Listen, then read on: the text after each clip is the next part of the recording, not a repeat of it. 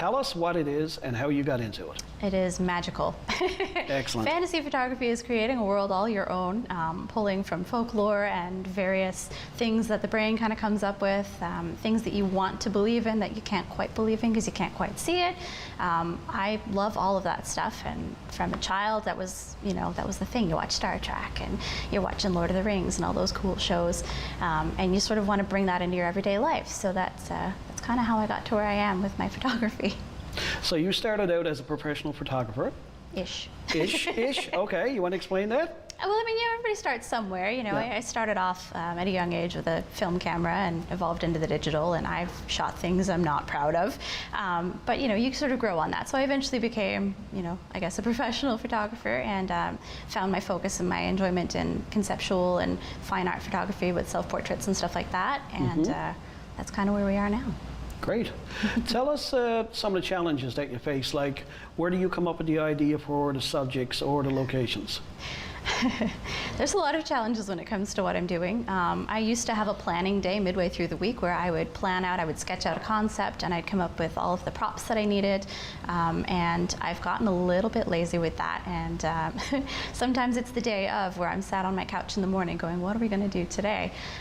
So there are definitely some creative challenges. Sometimes it just kind of comes to you, and I've got an idea ready to go, and I know exactly what I'm going to do and where it's going to be. Other days it's sort of just creeping the internet or walking around the house to see what I have that'll inspire an idea. And it usually doesn't take very much. Sometimes it takes a lot to really get an idea in there, but once I've got something, I can kind of run with it, and it's great. So what's your locations? You mentioned your house. Are they always shot in your house? Not always. No, I've got 3 or 4 sort of primary outside locations that I like to use. I call one my magical woods. Okay. I've got a waterfall-esque location. There's another spot in Pippi Park that's actually really cool with a lot of varieties in background and scene. So even though I shoot every week and there's only like 4 or 5 places that I'm shooting, you'd never say they were the same place. Okay. So lots of options. And you're usually just a subject yourself? Typically, I do focus on, like for my 52s, my photo once a week, every week for a year. It's just myself, but I do sort of more fantasy-based shoots more recently, actually, with a lot of other people, which has been really exciting. Now I want to touch on that a bit. Your 52 shoots. Explain that to us, please. In 2016, I decided it'd be a great idea to just sort of up my level of creativity, because I was doing a lot of client work and I wasn't doing the stuff that I really enjoyed. So I decided to just take a self-portrait every week for a year and see how it went. And that started off my waitlist series, which is sort of a body positive mental health series. And after 2016, I decided I'd continue in 2017, and now in 2021, here we are, still doing a photo a week, every week for a year. So every week for a year, you pick one day. Yep. Do we have a regular day? Sunday. Sunday. Sunday is shoot day every day. So Sunday is shoot day. So normally we would have it planned out on Wednesday, but sometimes we don't. Yes. Okay, and now so it's Sunday morning. We don't have any inspiration. Nope. We're looking around. What do we use? What do we do? We sit on the couch or in front of the fireplace with our sketchbook and our phone in our hand and go, what are we going to do? Yeah. What are we going to do from here? And sometimes I'll look to my husband and be like, what should I do today? What are we going to do? And Sure. he'll toss out some ideas, and I'll Yeah. shut them down. And then he'll toss out a good one, or I'll be like, okay, I'm going to go wander the house. And sometimes Now, are your pictures always fun? Are they always fantasy? Are they serious? Because you just mentioned weight loss. Yes, there's been a mix. Waitlist was the 2016 series. I've sort of lightened it up since then. That was I don't want to say it was a tough year, but when you're doing sort of heavy subjects every week, it does tend to sort of play on the mental health. So I've mostly stepped away from that sort of stuff. I do a lot of fantasy type stuff, sometimes just some sort of surreal stuff. Right. I do have a slightly kind of dark, spooky, creepy side, even though horror is not my forte. So I do a lot of sort of questionable, sketchy, kind of gory photos every now and then that kind of make you think twice or look twice. But the fantasy stuff is sort of where the heart lies. And how many years do you say you've been doing this now? I've been doing photography for about 15-ish Yeah. years now. Maybe And the more. 52 has been how long? since 2016. So I think this is my 6th year, if my math is Wow, right so on that's that. a lot of pictures over So we're almost up to like 365, I think. 365. We're getting That's there. a lot. So now when you're out shooting, is it just you and your husband, or do you have people to help you? Or? Every now and then, my friend Louisa will come along. Yeah. It's typically just our little bubble. Sometimes, if Drew's busy, it'll just be myself, a tripod, and a remote. If he's available, then it's the 2 of us, and then if Louisa's around, it's the 3 of us. You never know how many bodies you're going to need for these. Sometimes it's as easy as just a tripod and a remote. Sometimes I need somebody to hold something, or block something, or throw something. So it's good to have bodies on hand. Now, as we live in Newfoundland, and you say you shoot outside sometimes, Yeah. all year long, or do you like stop in the spring and Nothing stops stop in me. the fall and then shoot inside in the winter? No, the fall is my favorite month. All the colors. Okay. I've been submerged in water in December before, just for the sake of it. Submerged in water in December. That must have been warm. Very, very warm. Very warm. So if you're the main subject and you don't have anybody with you, how do you take the picture? I've got a wireless trigger that's actually good for like 100 meters. So 100 I can meters. set it up on the camera and Okay. I can run away and it'll capture everything. If that fails me or I'm too lazy to set it up, which does happen, Drew is usually my step-in self-shutter. So he'll Very good. sort of help me line it up. Now, I notice you're carrying a book with you today. Tell us I have a book. quickly about your book. Yes, in 2018 or 2017, Engine Books approached me and they were like, your stuff is cool, we should do a book. So I thought they were kidding, and they weren't, and this is the brainchild. And how many pictures do we have in that? Is that a full year? Lots. This Lots? is not one particular series. This is sort of a culmination of a bunch of stuff, as well as Okay. some accompanying short stories and poems by local writers as well. On your photography? Yeah. Oh, that's neat. Yeah. If somebody wanted to get in contact with you or to pick up a book, how would they get in contact with you? For the books, they're available at Chapters, and you can get them through Engine Books. I've got a Facebook page and an Instagram, Kit Sora Conceptual, or Kit Sora on Instagram. I'm not too hard to track down. Not too hard to track down. Excellent. Well, Kit, thank you for coming in today. I look forward to seeing more of your work. Excellent. Thank you so much.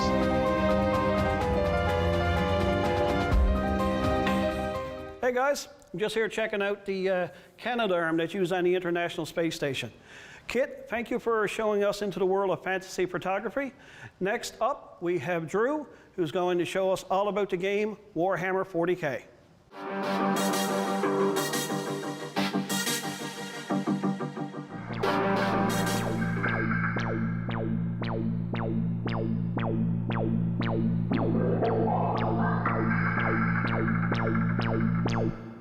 And welcome to the show, Drew Saurus. You can take your mask off now if you wish, sir. Thank you, Darren.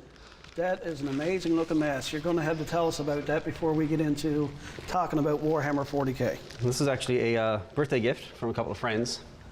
It's made out of leather. It's an alien xenomorph mask from the Alien series.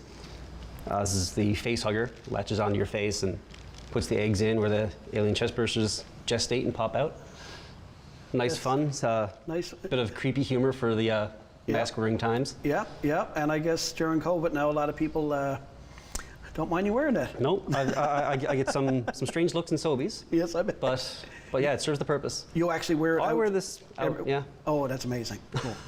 All right, so let's go from the mask into the Warhammer 40K. Tell us about Warhammer 40K, how you got into it. I got into it about 20 or 21 years ago. One of my friends, boyfriends at the time, was playing it, and I saw the little miniatures of like little space marines, and I thought they were kind of cool, so I started looking into it. Saw there was one of the races called the Tyranids that kind of tied in with the alien style that I was already a fan of. They're a spacefaring alien race that just genetically engineer themselves to eat whatever they point themselves at. So tell us about the game. Is it a tabletop game? Is it a role-playing game? Like, what's the origin of it? And how do you, like, is it a one-on-one game, or there's like a number of you sit around a table? What's the premise for it? It is a tabletop war simulation game. Okay. So like I'll take my army of however many units we decide on for a balanced game. My opponent will take a number of points equal to what I take, because there's rule books that have everything broken down into statistics and rules. Yep. So I'll take my force generally equaling someone else's force. We'll set up depending on a mission that's in the rule books, and we'll try and take objectives, try and defeat other soldiers, defeat the generals, defeat the warlords, and tally up points at the end of the game for victory points, and whoever has the most points wins. So I don't necessarily have to kill everything on the table. I can claim a food objective, I can destroy an enemy base and get points that way to win, even though I might be losing a lot of guys, because my guys are meant to meat grind themselves into the enemy, as opposed to being a stronger, more elite force. And how many people would play a game at a time? Usually 2 people, a one-on-one. Oh, just Sometimes one-on-one. we do team games, however. Okay. Like there's a few gaming stores around town, like Noble Miniatures has a large gaming room out in the back of their store. And so we go there every weekend pretty much, and we'll set up our armies in advance and kind of have an online conversation saying this is what we're going to do, set up our little narrative missions, that kind of thing. And we'll go in there with like 2, sometimes 4 and 6 people for like a big day-long game. Okay. So before you do this, you'll actually like plan out a scenario for the game. Say this is what our goal is going to be, and you'll have your teams or your tribes all laid out, and what characters you're going to be using in that, and your objective for the game in that. Exactly, yeah. Now these figures, they look very, very, very interesting. Did you paint those, make them yourself, or are they bought like that? They come on flat gray plastic sprues, each individual piece. It's like the wings, the arms, the weapons, the heads. I'm going to get you to pick up one and just show us a little bit of work on it, because I'm afraid to touch it, actually. Yeah. And this one's one of the flyer ones. It's on a flying stand, so it stands above the battleground. Yeah. And as you can see, it's armed with some cannons, nice sharp spiky tail. So is this a character that you came up with, or a species, or is this something part of the game that you just go out and you buy the kit and you put the kit together and you just like name it yourself, or how does that go? All the kits, usually every monster will have a kit that can make 2 or 3 different options out of it.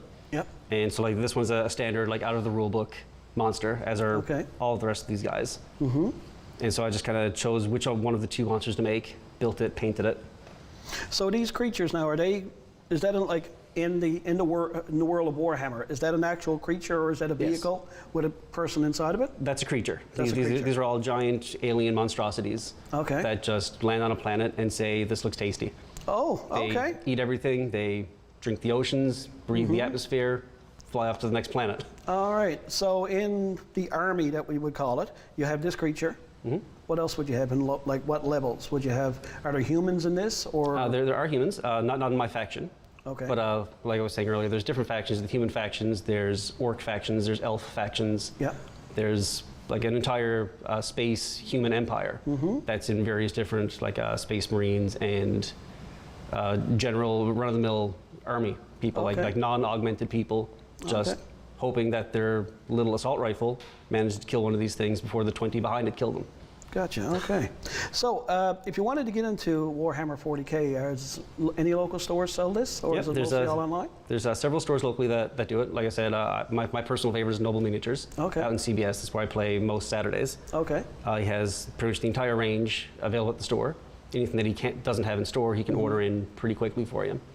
And he's really good. He's been playing for longer than I have. Okay. So he knows all the information. If you have any questions about what faction might interest you, or what faction is stronger in what aspect you might want to play, then he can walk you towards the proper decision and help you with your composition. So he actually has a playing room set up out there for... 2/3 of his store is play area. Only 1/3 is retail. It's a huge, great community spot. What's the age for playing this? I've got friends that have kids ages 12 or so playing it. But I mean, it all depends on how mature the kid is, because they're kind of fiddly bits. Right. And it's really easy to, while you're moving your stuff around the board, to knock someone else's model over.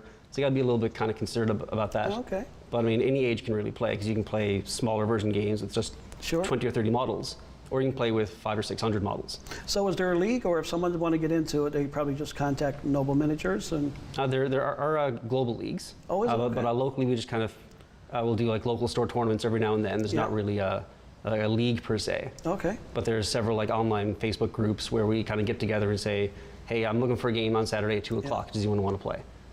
Very good. Well, this sounds very interesting. I'm going to have to check this out, because I love the work and I love the storyline. Drew, thanks for coming in today and telling us all about Warhammer 40K, sir. Thanks for having me out. And we'll be right back after this.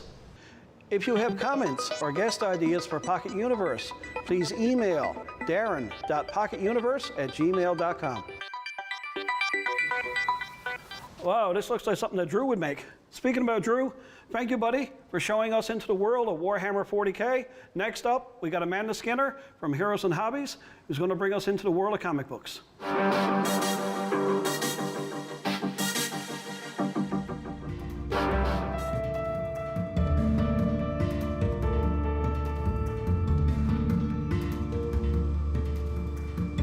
Hi, Amanda, and welcome to the show. Thanks, Darren. Amanda, tell us about Heroes and Hobbies and how it got started. So Heroes and Hobbies was started 3.5 years ago.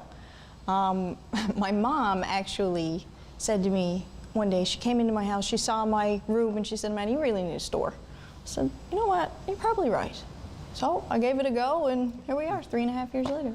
And where are you located to? Located 835 Tupsel Road. In Mount Pearl or St. John's? Mount Pearl. Mount Pearl. Yeah. Okay, cool. Tell us about the kind of products you sell at your store.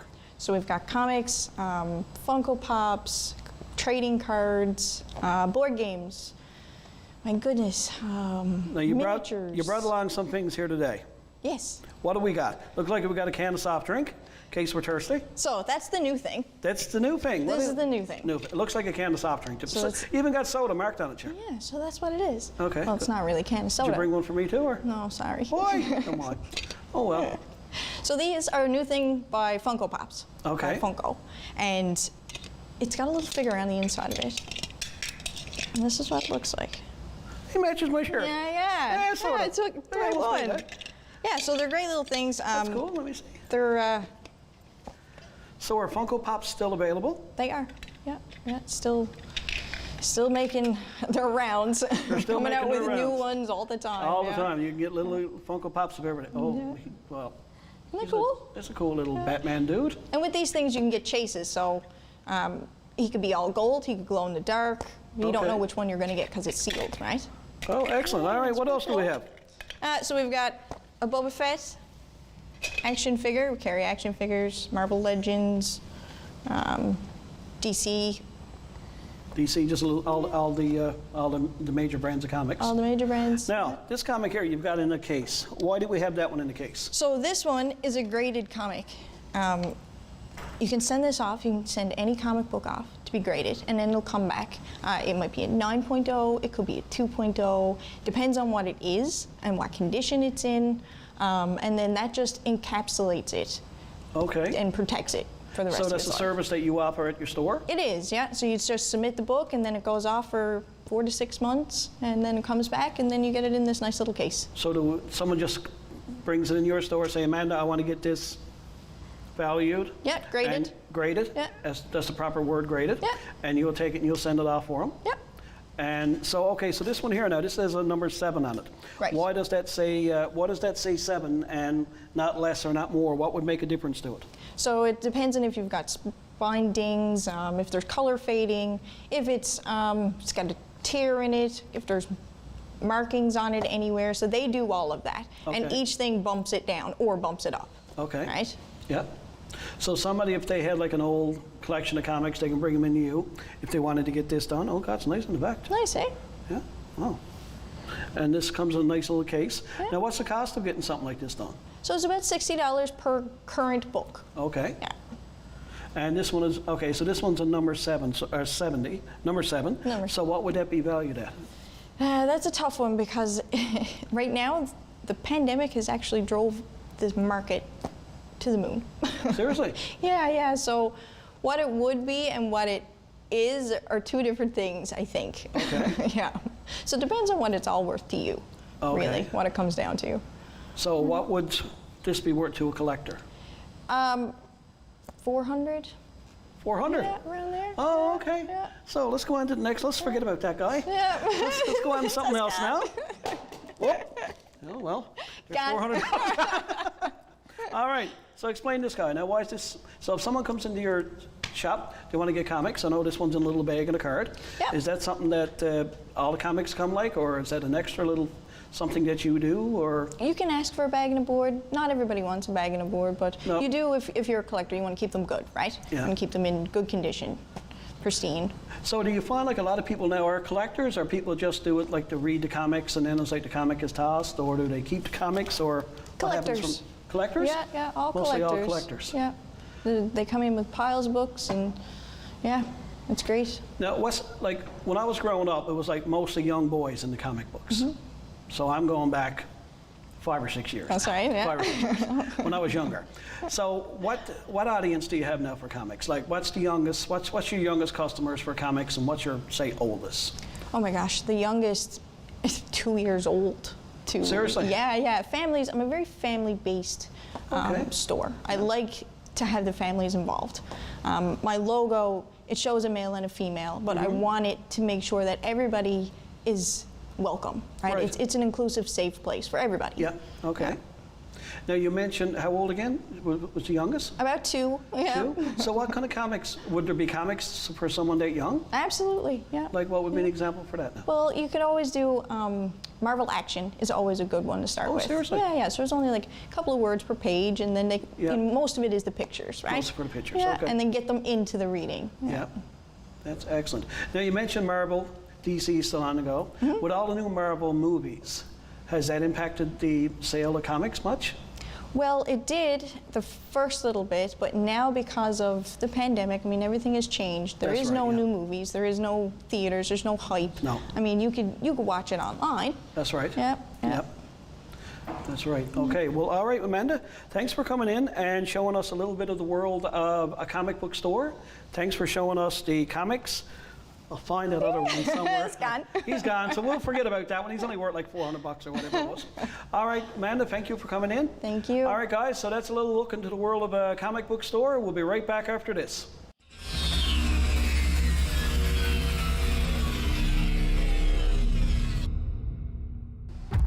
Ares 5 rocket constellation program. That is an impressive rocket. Guys, this is just one exhibit of what you'll see here at the Geo Center, so you should come down and check it out.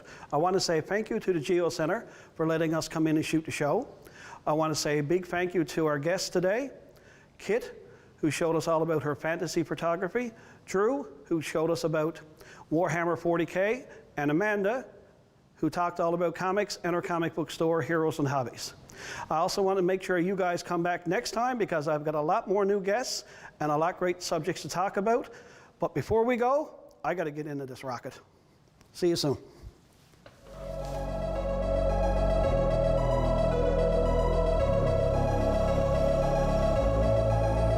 Ooh, here we go. Look at this. Ha, ha, ha, ha, ha, ha, ha, ha.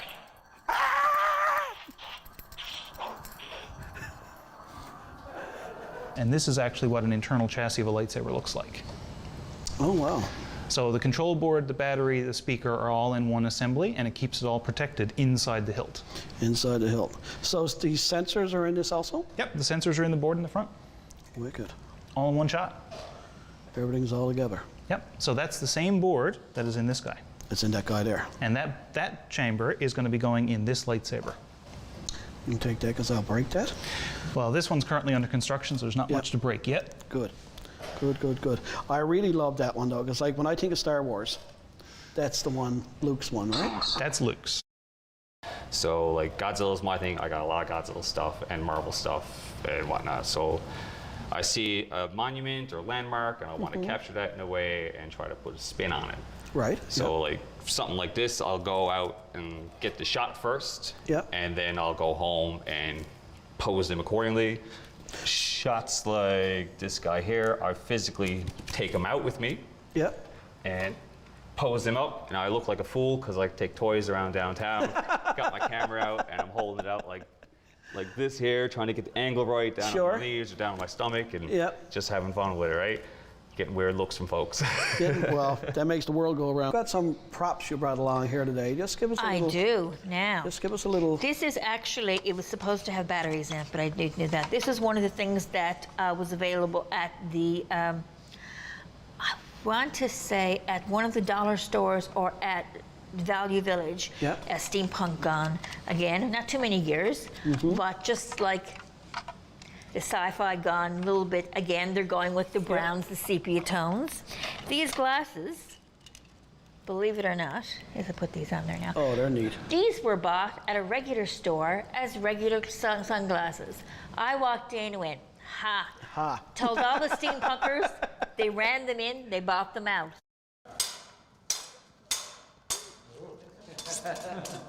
Something that weighs about 2.5 pounds, Yep. because it's going to be stuck to your hip, right? Now we have this one in particularly is the Spanish rapier, and the difference is it's got a shortened grip because it allows you to make circular motions a little bit easier. Yep. And it has a bowl guard because it's very protective on the fingers, because fingers and hands was an easy target for the rapierist. And the Italian guard is much more like it's got a swept hilt, it's got a little bit of a longer grip. This one here is actually very tip weighted. So the Spanish, they like to thrust and cut at the same time. So these rapiers, although they look slender, they can actually cut tatami, which would be close to someone's limb, per se. Okay. Whereas the Spanish rapier is more pointy, thinner, and it's meant only for thrusting.